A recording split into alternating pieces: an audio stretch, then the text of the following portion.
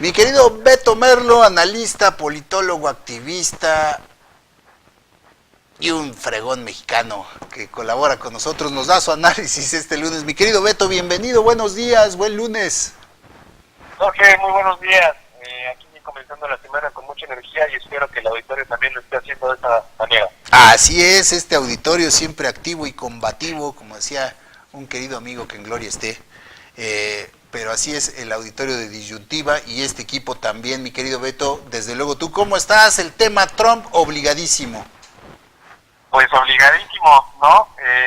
Ahora sí que es un tema que me parece que como nación no podemos evitar de ninguna forma, aunque eso tampoco debe ser motivo o pretexto para desatender lo que tenemos pendiente en la agenda doméstica o en la agenda nacional aquí en México.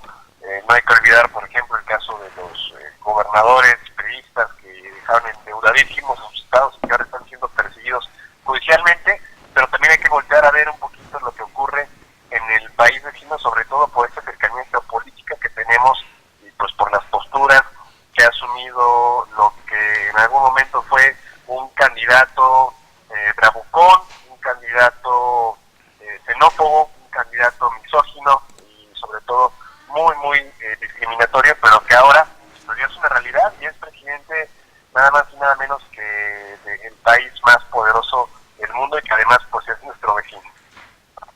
Así es, mi Beto, digo, todos los mexicanos que hay allá, mucha gente dice, no, pues qué nos importa que elijan a Trump o al que quieran. No, es que sí nos tiene que importar, desafortunadamente, la interrelación, todos los mexicanos que viven allá, las consecuencias que son innegables, el dólar casi en 22 pesos, las pérdidas en la bolsa mayores en 5 años. Se dice aquí el discurso oficial que estamos preparados para recibir a todos los inmigrantes que nos devuelvan de allá. ¿Cómo creen? O sea, si tenemos aquí millones de personas desempleadas o en la informalidad, ¿cómo vamos a recibir a todos esos indocumentados que están por allá y que se fueron precisamente por eso, mi Beto, porque no encontraron oportunidades aquí? Bueno, mira, más allá de intentar encontrar la lógica de la victoria de Trump, pues en gran parte recae en este discurso beligerante que tiene y que por supuesto cuando la demagogia se hace presente en candidatos de ideología de derecha o de extrema derecha y conservadores como Trump, pues sale más aguda en la demagogia de la propia izquierda, pero más allá de explicar esa lógica de la victoria de Donald Trump, hay que, pues, como él mismo lo dijo, ¿no? Y me pareció algo atinado y eso también nos revela mucho de las posturas que vaya a tomar en el futuro como presidente de Estados Unidos. La campaña ya terminó y ahora la presidencia de la República y México en general vamos a tener que encontrar la forma de lidiar con aquellas posturas que conserve, de acuerdo a lo que comentó en campaña, que dicho sea de paso, en este momento tres de las grandes propuestas que había esgrimido durante semanas anteriores como candidato, pues ya han ido tomando matices interesantes, ¿no? En el caso muy concreto, desde la política migratoria, la política exterior que va a tener referente pues a las personas que residen en Estados Unidos de origen latino, sobre todo mexicano, por un lado, por otro, su postura respecto a perseguir judicialmente también a Hillary Clinton porque él había amenazado con pues meterla a la cárcel, ¿no? Dijo, si yo llego a ser presidente, esta mujer va a estar tras las rejas.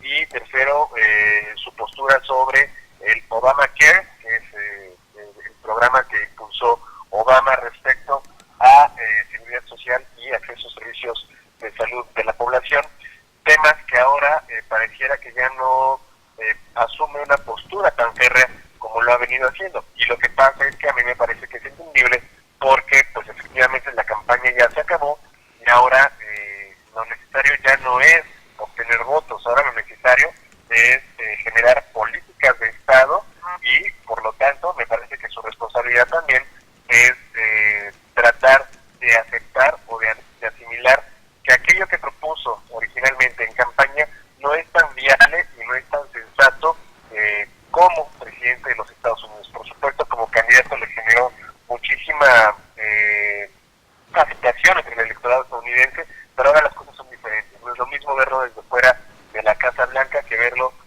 desde adentro porque en días pasados, pues también unas horas después de que Trump haya ganado, el presidente Obama le hizo una llamada para felicitarlo y para invitarlo a que acudiera a la Casa Blanca para poder discutir los temas relativos a este periodo de transición, que a diferencia de México es relativamente muy corto, ¿no? Allá son solamente 70 días contra meses y meses que tenemos claro, de transición aquí en el sistema electoral mexicano. Porque allá, es un país institucionalmente ordenado lo suficiente como para realmente hacer esa transición, que es nada más una persona por otra, mi Beto, que es lo que debería de pasar aquí, que no pasa. Sí, de acuerdo, y tomando en cuenta que es un país con muchísimos más habitantes, son más de 300 millones de estadounidenses, aquí somos 120 y allá solamente toma 60 días. Pero bueno, esta parte la vamos a dejar para el final, que es precisamente las diferencias que yo encuentro entre este periodo de transición, las elecciones de Estados Unidos, allá en el país vecino del norte, con respecto a lo que es en México. Pero bueno, Trump parece ya estar matizando un poquito sus propuestas en cuestión, por ejemplo, de la política migratoria que va a seguir. Lo que comenta es que la prioridad en la deportación, que sí se mantiene vigente, no son todos los latinos que radican en Estados Unidos, sino más bien que la persecución va a ser en contra de latinos que tengan algún tipo de antecedente penal y que algunos de ellos serán deportados y otros tanto van a ser pues encarcelados. Entonces ya lo veíamos desde incluso su discurso de victoria. Dijo, es momento de trabajar en unidad y voy a ser presidente para todos. Muy seguramente esto no generó un... Let me ask you about Obamacare, which you say you're going to repeal and replace. Venir una nueva ola de fascismo, de discriminación racial por parte de la presidencia de Estados Unidos, pero bueno, a mí me parece que es una decisión mucho más sensata como jefe de Estado, aun cuando no es ni siquiera lo deseable, porque por supuesto el hecho de quitar de lugar o de espacio a una persona que aporta trabajando a un país en el cual no nació, me parece que es digna de respetarse en todo sentido. Claro, mi Beto, lo decíamos hoy en nuestra editorial, lo comentábamos más temprano con el auditorio, debería de ser el caso Trump en la presidencia de Estados Unidos, su triunfo y lo que será su gestión, un laboratorio para nosotros los mexicanos, porque obviamente estamos poniendo el acento, mi Beto, que el candidato nunca será el mismo que el funcionario ya electo por las promesas, las recetas mágicas, todo eso queda de lado cuando un candidato se convierte en lo que quería ser y entonces se enfrenta a intereses creados, a leyes que están sujetos a todo el entramado político al que debe sujetarse. Por eso decíamos, Trump en cierto modo es como si hubiera ganado un independiente ahí en Estados Unidos porque tomó por asalto al Partido Republicano. Ahora, si lo trasladamos a nuestra realidad con todas las proporciones guardadas, hay que tener eso mucho en cuenta para el 18, mi Beto. El candidato independiente que lograra una elección en el 18 no va a ser el mismo y corre el riesgo de ser absorbido por ese status quo, por el establishment, por los intereses creados y sobre todo por las mafias del poder. Ahora sí que ya me voy a ir muy tabasqueño, pero obviamente va a ser imbuido si es que no es acompañado realmente por la sociedad civil y por candidatos fuertes en el Congreso, independientes, realmente independientes, que acompañen un mandato, porque el cambio, como decimos, debe ser de todo el sistema político, no nada más en nuestra presidencia. Entonces, para mí, mi Beto, no sé tú qué opinas, es un laboratorio y un ensayo en el que debemos tomar, como te digo, con toda proporción guardada, debemos tomar mucho ejemplo de lo que va a ocurrir allá, no solo de lo que ya ocurrió con la victoria de Trump, sino de lo que va a ser. Trump apenas da sus primeras declaraciones, da su primera entrevista como presidente electo y ya está hablando como político. Y la gente votó por él porque no era un político tradicional. Pero ahora que ya pasó de este lado, y eso que todavía no asume, ya se está mimetizando como todo un político, mi Beto. Para nosotros es bueno, porque en el caso de Trump, pues obviamente todas las bravatas que lanzó, ya vio que no va a ser tan fácil que las lleve al cabo, pero en el caso de México podría ser totalmente lo contrario, mi Beto, ¿cómo la ves? Sí, de hecho compartí en una columna que escribí la semana pasada que ahora que va a haber una cerrazón, una política económica y cultural proteccionista al interior de Estados Unidos, antes de preguntarnos, bueno, ¿y ahora hacia dónde vemos? Como buscando socios comerciales, buscando socios políticos o alianzas estratégicas geopolíticas, antes de preguntarnos a dónde ver, si a Europa, hacia Sudamérica, hacia China, hacia la India o a Medio Oriente, yo creo que antes de eso tendríamos que volver a ver a nosotros mismos, ¿no?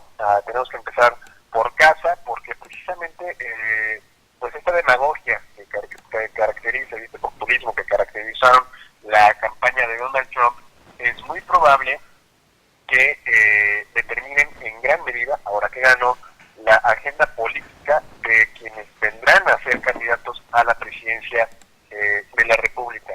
A mí me parece que hay que empezar tomando en cuenta que el enemigo pudiera estar en casa y que por eso tenemos que lidiar primero con él. Y entonces después de haber determinado la mejor estrategia para lidiar con él y determinar qué es lo que se va a hacer, y eso es propiamente ir a tachar o más bien en el momento en el que vayamos a la urna electoral, decidir por quién tachar la boleta electoral, pues entonces ahora sí estaremos en posibilidad de ver cómo es que vamos a lidiar con el país vecino. A mí me preocupa mucho en lo personal que sea Enrique Peña Nieto quien tenga que lidiar por lo menos estos 2 últimos años de su gobierno con Donald Trump en sus primeros 2 años de gobierno también del señor Híjole, Donald. sí, Pero, lo que decíamos también. pues entonces tenemos que preguntarnos muy seriamente a quién vamos a necesitar poner en la ¿A quién le vamos a poner enfrente, sí? de cara pues a una persona que sí, es cierto, ha estado matizando sus posturas, pero que también pues por la personalidad que lo caracteriza, en cualquier momento da un manotazo sobre la mesa y tira cualquier tipo de negociación y de puente de comunicación entre ambos países, ¿no? Por eso a mí me daba mucha risa cuando, desde las redes sociales hasta los más entrecomilladamente prestigiados columnistas en este país aplaudían la estrategia de Peña Nieto de haberlo invitado, porque dicen, ya ven, como si ganó, entonces ahora México tiene un buen puente de comunicación con Estados Unidos. Mentira, si algo ha generado un antecedente de forma trascendente, pues es la propia historia diplomática entre ambos países. No es que Peña Nieto haya venido a abrir el puente diplomático entre México y Estados Unidos. Entonces, pues hay que ver muy bien a quién queremos como interlocutor con el país vecino y sobre todo pensar cuál sería la capacidad de respuesta y de planeación estratégica que esta persona tendría frente a las amenazas que pudieran venir del país vecino, ¿no? Una de las cosas en las que tendríamos que estar pensando o reflexionando si es que estamos preparados como país es qué tan buenas condiciones tenemos para recibir, en caso de que sí ocurra lo que Trump asevera, en qué condiciones estamos para recibir a nuestros connacionales que sean deportados de vuelta. Entonces, si de por sí ya es muy complicado poder satisfacer las necesidades de la población que tenemos ahorita en México, bueno, pues pensar en el regreso de millones de personas muy seguramente pondrá en aprietos a esa administración y a la que venga. Entonces, sí, por supuesto, antes de pensar qué vamos a hacer con Trump, hay que pensar nosotros pues qué es lo que vamos a hacer con nuestro propio país. Así es, mi Beto, y sobre todo yo la moraleja principal que desprendo de toda esta historia de Trump es que, decía mi madre, a los políticos hay que creerles la mitad, cualquiera que sea, porque en campaña te bajan el oro y el moro y a fin de cuentas cuando llegan entonces ven que la realidad es muy distinta y no hay que irnos detrás de cualquier flautista de Hamelin, mi Beto.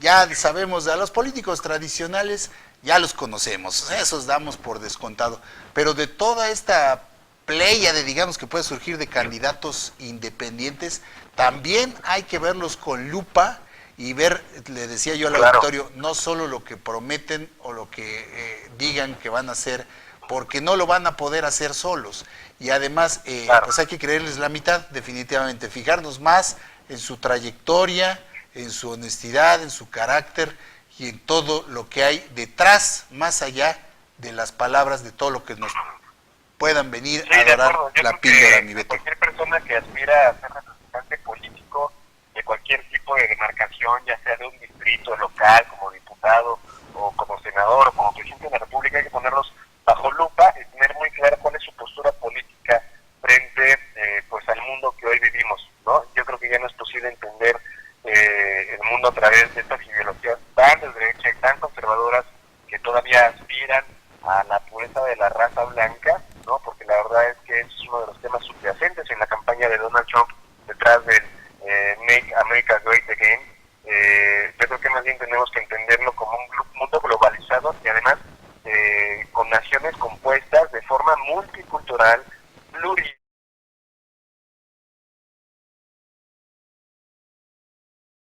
de todo país, ¿no? Lo que todas las diversidades de ideologías puedan aportar a la construcción de una nación. Y bueno, pues sí, insisto, hay que poner bajo lupa a cualquier persona que aspira a representarnos políticamente. Me parece que en el caso de Donald Trump era muy evidente la postura que tendría en caso de llegar a la presidencia de Estados Unidos, y eso es todavía más preocupante, cómo es que a un electorado que puede ser testigo de todas estas características negativas que vemos y que vimos en Donald Trump, pues pudo haberlo votado de todas maneras. Pero bueno, creo que México no es ningún país digno de poder criticar con estatura moral eso, porque pues aquí elegimos nada más y nada menos a que nos ponga la soga al cuello de manera pues más fuerte y apretada. Entonces, por eso insisto, hay que decidir qué es lo que vamos a hacer como país antes, aquí, adentro, al interior, de Así ver es, al mi México Beto. del Norte.